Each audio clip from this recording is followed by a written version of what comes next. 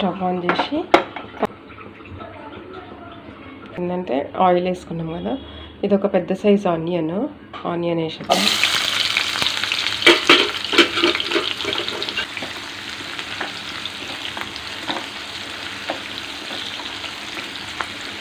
నేను నాకు కొంచెము పచ్చడి కొంచెం స్పైసీ కావాలి, అందుకే నేను ఒక 20 పచ్చిమిరపకాయలు కొంచెం చిన్నగా ఉన్నాయి, 20 పచ్చిమిరపకాయలు వేసిన.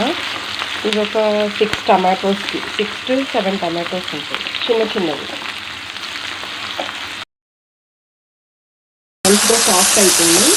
ఇప్పుడు ఇది కొంచెం చల్లారిన తర్వాత ఇప్పుడు మనం స్టవ్ ఆఫ్ చేసేద్దాం. ఉల్లిపాయలు కూడా వేస్తాను నేను, ఒక 5 ఉల్లిపాయలు. ఇది చల్లగానే మనం ఇది గ్రైండ్ చేసేస్తాం. మనకి టమాటో ఆనియన్ చట్నీ రెడీ అయిపోయింది. ఇది కావాలంటే పోపు వేసుకోవచ్చు, బట్ నేను ఆయిల్ అందులోనే ఎక్కువనే యాడ్ చేసిన కాబట్టి పోపు వేసుకోవట్లే.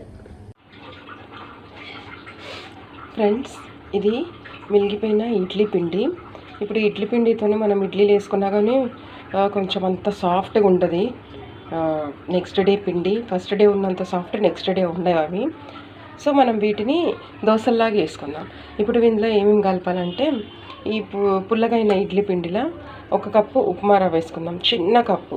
ఈ ఇడ్లీ పిండి 2 కప్స్ ఉందనుకోండి, పెద్ద కప్ 1 కప్పుతోని ఒక 2-3 టేబుల్ స్పూన్స్ ఆఫ్ ఉప్మా రవ్వ.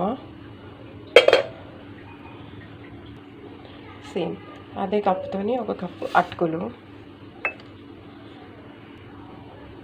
ఇప్పుడు ఒక ఆనియన్, పచ్చిమిర్చి, కొత్తిమీర ఇవన్నీ యాడ్ చేసేద్దాం.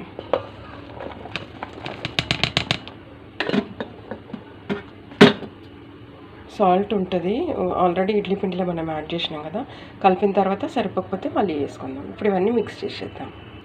ఇడ్లీ పిండి అంతా ఇట్లా కలిపేసుకున్నాము. ఇది ఒక 10 minutes పక్కన పెడతాము, ఎందుకంటే రవ్వ కొంచెం ఉబ్బుతుంది అనమాట. రవ్వ ఎప్పుడైనా వాటర్లో వేస్తే సోక్ అయ్యి అది కొంచెం ఇట్లా ఉబ్బినట్టు అవుతుంది. అది అట్లా అయిన తర్వాత ఒక 10 minutes తర్వాత మనం వాటర్ కావాల్సితే, ఒకవేళ పిండి మనకి ఇది ఇప్పుడు ఇట్లా ఉంది, ఇంకా కొంచెం టైట్ అయితే అప్పుడు కొంచెం వాటర్ యాడ్ చేసుకొని దోశలు వేసుకుందాం. ఇన్స్టెంట్ ఇడ్లీ రవ్వ దోశలు అనమాట ఇవి. ఇన్స్టెంట్ అంటే మిగిలిపోయిన పిండి. ఇందాక ఇది కలిపి పెట్టుకున్నాం కదా ఇడ్లీ బ్యాటర్, రవ్వ అటుకులు వేసి ఇది టైట్ అయ్యింది. 10 minutes అయిపోయింది. సో దీంట్లో ఇంకా కొంచెం వాటర్ సరిపోతుంది, వాటర్ యాడ్